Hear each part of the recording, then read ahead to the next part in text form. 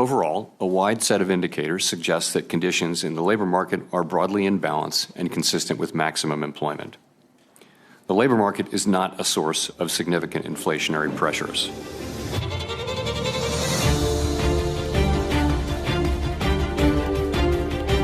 Welcome to the Week Ahead on Nomura Podcasts. I'm Eugen Paracuelas, Chief Southeast Asia Economist at Nomura in Singapore, and today is Friday, the 27th of June.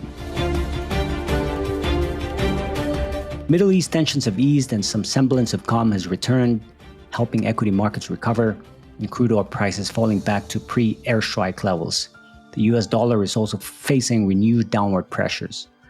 But we are entering a new month of July, which could prove a crucial period for these markets.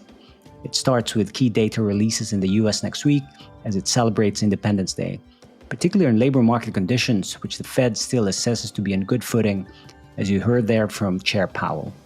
Meanwhile, the One Big Beautiful Bill could be passed later in the month, while some recent headlines about President Trump looking to appoint early Powell's successor is something to be monitored, as well as the risk of the Fed potentially being forced to reduce rates earlier. For the rest of the world, we have the end of the 90-day reprieve period on reciprocal tariffs, which is just around the corner on July 9, so the outlook for global trade is also likely to come back in focus. To help make sense of all of that and round up what to expect in the week ahead, I'm joined by Jeremy Schwartz, our US economist, George Buckley, our chief economist for Europe and the UK, Sonal Varma, our chief economist for AEJ and India, and last but not the least, Andrew Ticehurst, our rate strategist in Australia, who is of course a co-host of this podcast. So let's dive in.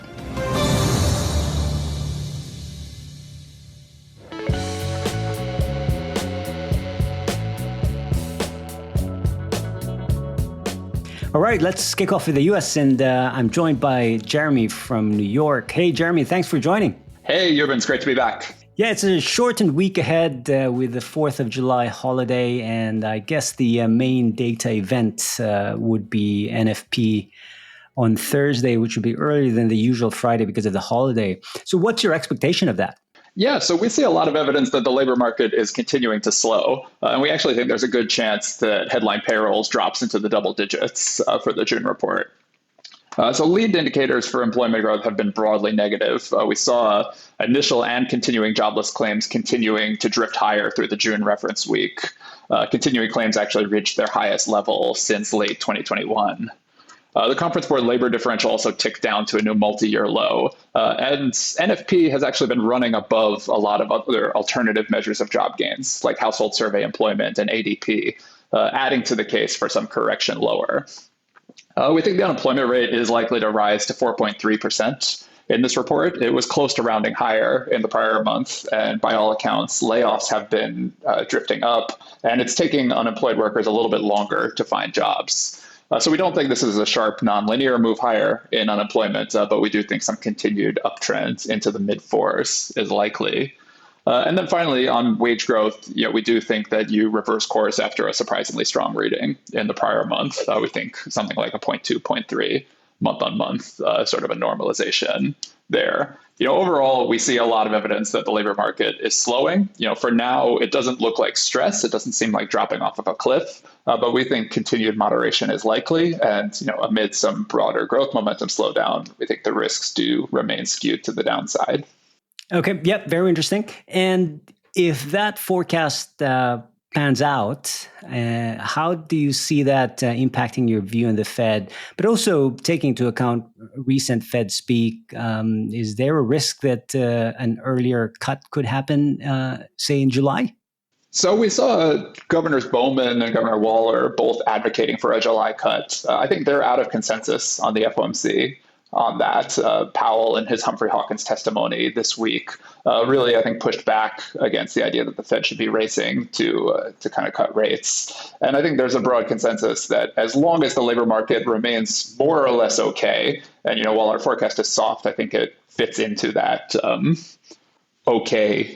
of gradual moderation framework, then the Fed can stay patient and really wait and see if this tariff-driven inflation pressure materializes and if that risks spilling over into something more pernicious and kind of more persistent. In addition to Powell, we had New York Fed President Williams saying that he continues to see the risks of higher inflation, not just this year, but next year because of tariffs, and saying the Fed is in a good place to remain patient and wait and see. While there's some possibility that the Fed could get forced into an earlier move, we think it would take something substantially worse than what we're forecasting for the jobs numbers to really get them panicking and into a more reactive easing posture. Okay. And Jeremy, just a quick follow-up question. What do you make of these headlines that have been making the rounds in terms of Trump potentially naming Powell's successor a little bit earlier? Yeah, so it tends to be the norm that the president considers the Fed appointment during the summer of their term, with the announcements typically taking place in the fall. So again, this would only be slightly earlier than normal. I think the unusual fact is that Trump has been so critical of Powell that this appointment would not be seen as having continuity with the current Fed chair, but could potentially represent a break from it. That said, the names that are being considered, Hassett, Warsh, Governor Waller, Treasury Secretary Bessent, or potentially David Malpass, are skew to the GOP side, but I think they're largely viewed as relatively orthodox appointments. So I think that would kind of ease concerns that the Fed could become entirely politicized. And I think the Fed remains a kind of large institution with a lot of different voices. The chair is not a dictatorship. So I don't think that an early appointment would necessarily signal that the Fed would sharply be reversing course sometime next year. That said, it is unusual to see this much political pressure on the Fed to ease policy. Something that we were keeping track of through the Humphrey Hawkins testimony was just seeing how much GOP senators and congressmen were picking up Trump's critical rhetoric of the Fed. For the most part, we didn't see it. So we do think that continuity of Fed policy, especially in the near term while Powell is there, remains likely. We don't make too much of this idea of a shadow Fed chair kind of sharply influencing policy. Yeah, all very interesting. And finally, on the one big, beautiful bill, what's the chances of that being passed before Independence Day, which was, I think, what Trump was targeting before, and any implications if the bill is passed as it stands? Yeah, so we think the Independence Day, July 4th passage date remains very aspirational. It doesn't seem like there's a broad consensus for any particular version of the bill. At this point, there are still some important issues to be ironing out among the different factions, not just within the Senate, but also then between the Senate and the House. So we think late July is much more likely for when an eventual passage would take place. In terms of the economic impacts, I'd say most versions that we've seen would be modestly stimulative in the near term. So a little bit of front-loaded tax relief, particularly from business expensing of capital investment. But that said, we think that this is relatively modest compared to, say, the fiscal drag from tariffs, which we think are more front-loaded and likely to be a larger drag on growth. So while it's a slight positive, we don't think it's a game changer, and we would continue to expect that growth momentum is likely to continue to slow through the year. Yeah, great. We leave it there. Thanks, Jeremy. Thank you.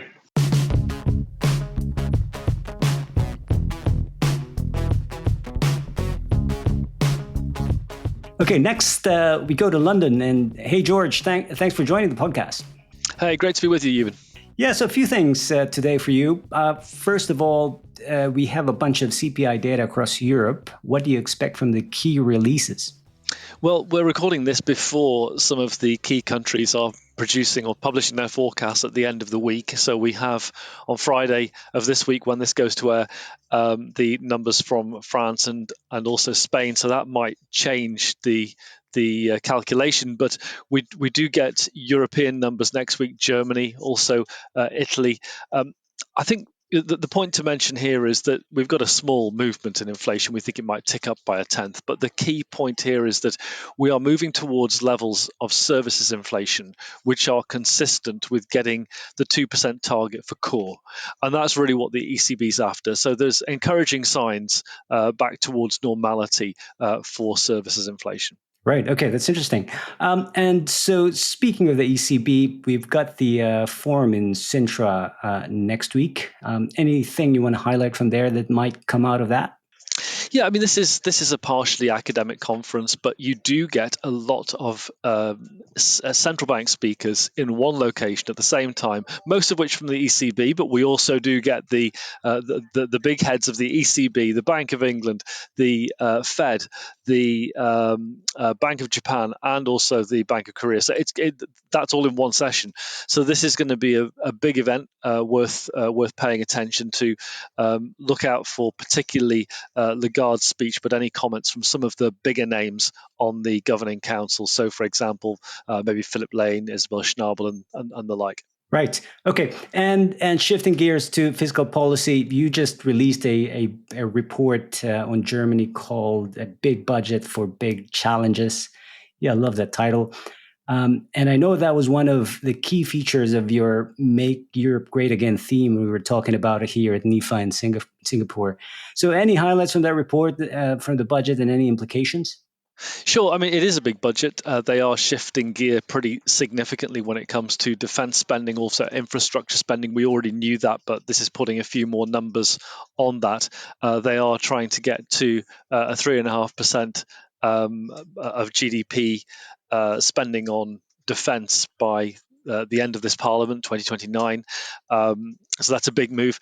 Questionable just what those defence multipliers, the fiscal multiplier, might look like, especially given that some of that defence spending is being procured from outside of the EU. Also, it's not really very productive. It's more destructive spending, if anything. But nonetheless, I think the fact that they are focusing on things which should have been important for a longer period of time in Germany, but have been neglected. So the infrastructure spending on transportation, on digitization, that sort of thing will be positive. But I would use the word ultimately. This is not going to be an overnight fix. It will help growth very quickly. It's certainly be helpful when tariffs are also doing the reverse to growth, but it's going to take a while to impact trend growth because spending on these issues has been neglected for so long. So something worth watching, something for the longer term, but it is going to persist and it is going to be positive for the outlook. Yep. Okay. Seems like par for the course in Germany in terms of fiscal policy. Yeah, you spoke about tariffs, and I guess this is now a theme that's coming into a lot of market attention because we're going into July, and we know the end of the reprieve period is coming. So, what have you heard in terms of the latest from the trade deal with Europe? We know there was a threat from Trump of a 50% tariff, which delayed to the 9th of July as well. Yeah, the 9th of July is this sort of magic date, but it's come round pretty quick. It's now less than 2 weeks away as we record this. Germany is pushing the EU and the European Commission to try and get something resolved as quick as possible. But we are getting towards the end of that period where something needs to be done. Trump has threatened 50% tariffs on Europe. He's threatened double that on Spain because they haven't adhered to or don't want to adhere to the 5% defense spending at last week's NATO or this week's NATO summit. So we're still waiting to hear how this is going to resolve itself. 50% tariffs would ultimately mean no trade at all, I imagine, in many goods. So I suspect that won't happen, but something needs to be done in order to, and something needs to be agreed in order for that not to happen. Yeah, it's very similar to what we're seeing here in Asia. Yeah, might go down the wire. Yeah, great. Thanks very much, George. Super. Thanks, Euban.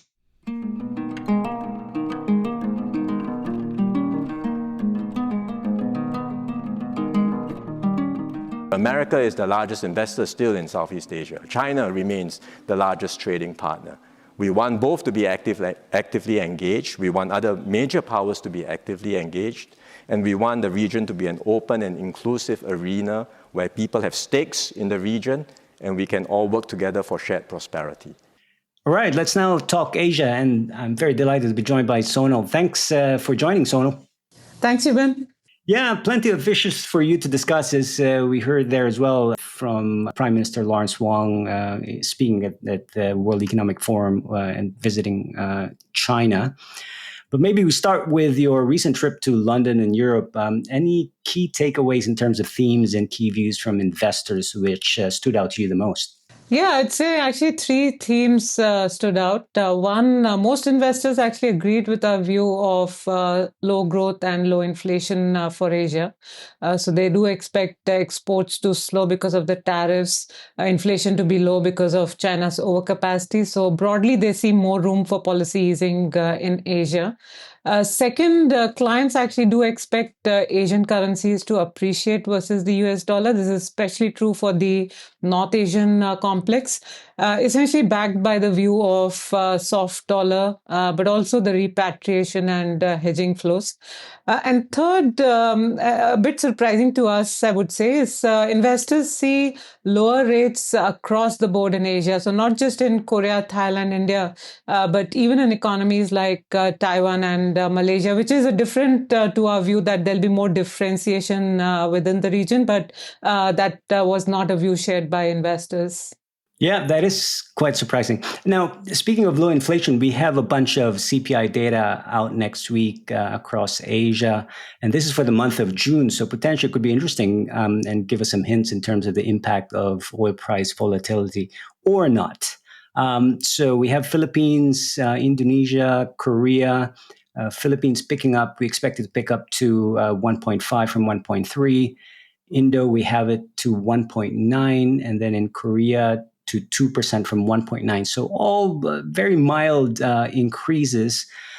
So overall, Sona, what is your view on the inflation outlook in Asia? Is it going to stay benign throughout the course of the year?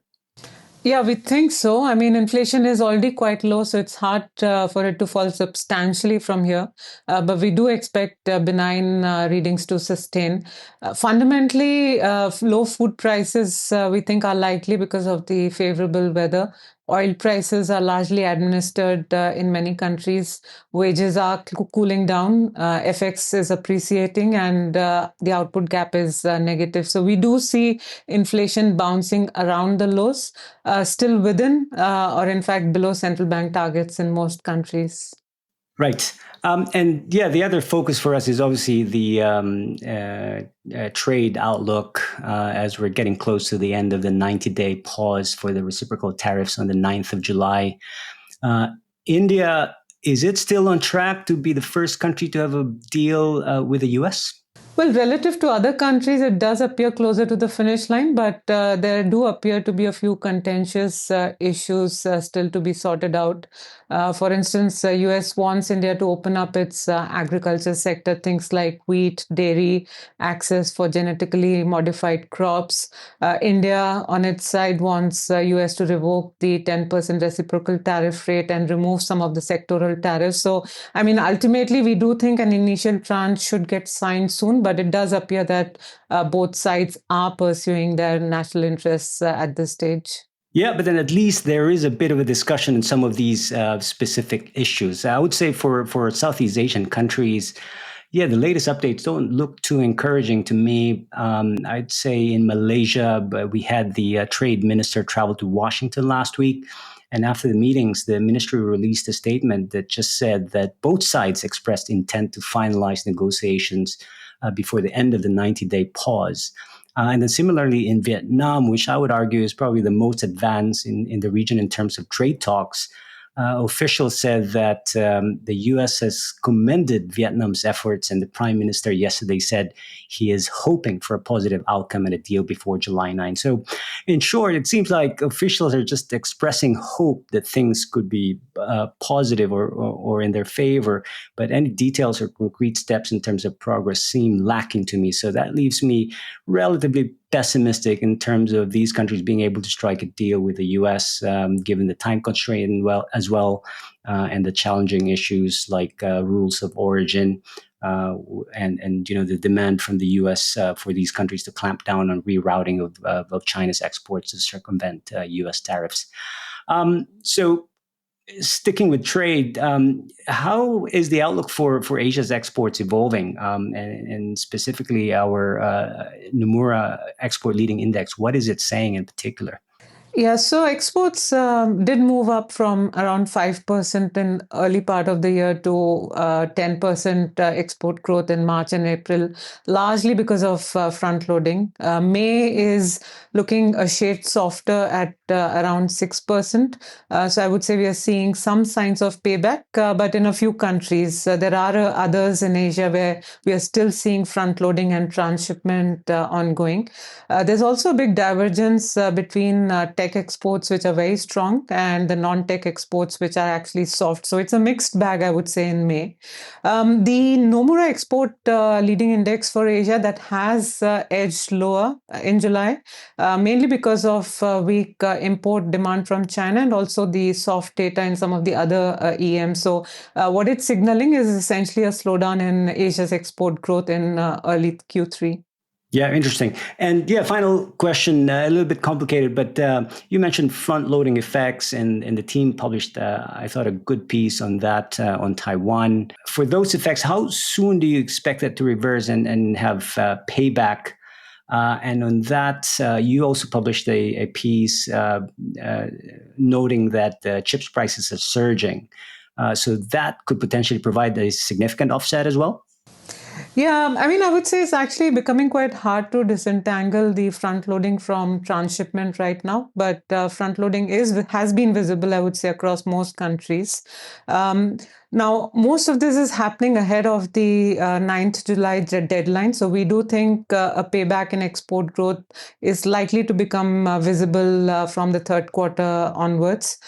For Taiwan, yeah, I mean, exports have been very strong, almost a 30% growth over the last 4 months. Our estimate shows that front loading, however, accounted for only around 10% of this. So a majority of the export surge is more fundamentally driven. So AI demand has remained resilient, and some of the supply bottlenecks have eased. And yeah, we've seen memory prices surge in the last 3-4 months because of strong demand. Plus, what we're also seeing on the supply side is actually chip producers have announced phasing out of DDR4 production, and they are shifting capacity to the more profitable high bandwidth memory and the server DRAM segment. So this is actually boosting chip prices, and we think is going to support the value of tech exports, especially in Korea and Taiwan for now. Yeah, a lot of things, a lot of factors at play in the next few months. Yeah, always very interesting. Thanks, Sonal. Thanks a lot, Yuban.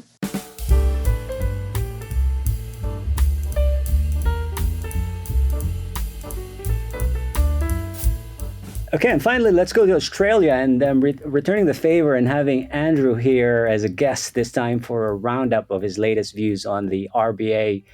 Andrew, thanks for your time. Great to be with you, Yuban. Thanks. So you added one more cut to your forecast profile for the RBA this year. What prompted the change, and how does that compare to consensus now? Right. Yeah, we did add one more rate cut for July, as well as the long-standing call we've had for cuts in August and November. Look, we'd previously said that July was a close call, but we had some lower inflation clues here this week in May data, and that makes us think July is more likely. The other factor that's been lurking in the background is a view from the RBA that the neutral rate is likely lower than they previously thought. So 3 cuts all up 25 basis points each. That takes the cash rate down to 3.1. And that's pretty close to where we think the RBA's view on neutral is. Now, finally, is that view out of consensus? Look, perhaps, but only a little. Economists are somewhat divided on this. And the market, in fact, has been suggesting a July cut for some time now. So this actually looks like one of those occasions when the market has run ahead of the economists, but it looks like the market's going to be right on this one. Okay, very interesting. And again, very similar to what we're seeing here in Asia, as Sonal and I talked about in terms of more benign inflation outcomes despite what's happening in the Middle East. And second question is, you just published a very interesting note on rising two-way flows in Australia.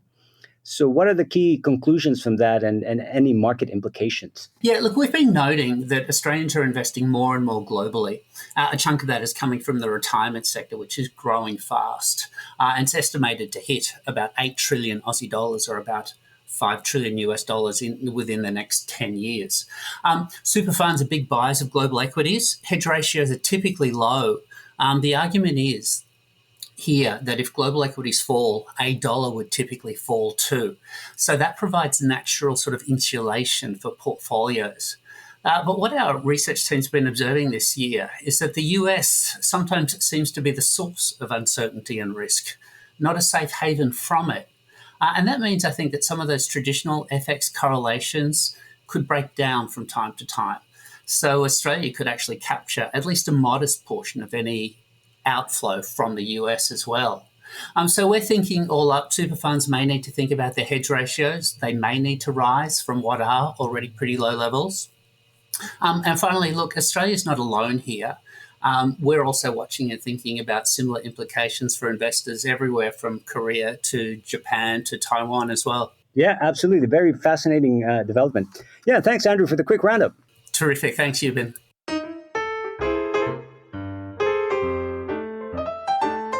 That's it for now, and thank you again for listening to our podcast, edited and produced by John Dalton. Please like and subscribe to Nomura's podcasts on Apple, Spotify, and SoundCloud, or your usual podcast provider. We'd love to hear your feedback, so please feel free to write a review and share this podcast to anyone you think might be interested.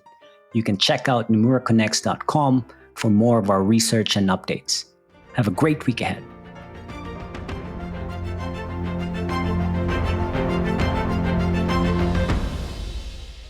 In a complex and unpredictable world, where a sunset in one market means a sunrise in another, one investment bank always looks beyond the horizon to help our clients release the potential of tomorrow, today. Nomura, connecting markets, east and west. Disclaimer. This content has been prepared by Nomura solely for information purposes. It is not intended to form the basis of any investment decision and is not an offer or solicitation of an offer to buy or sell or enter into any agreement with respect to any security, product, service, including but not limited to investment advisory services or investments. The opinions expressed in the content do not constitute investment advice nor is legal, regulatory, accounting, or tax advice and may change at any time without notice. You should seek independent advice as appropriate for individual circumstances. For further information, disclaimers and disclosures, please visit Nomura Connects at www.nomuraconnects.com.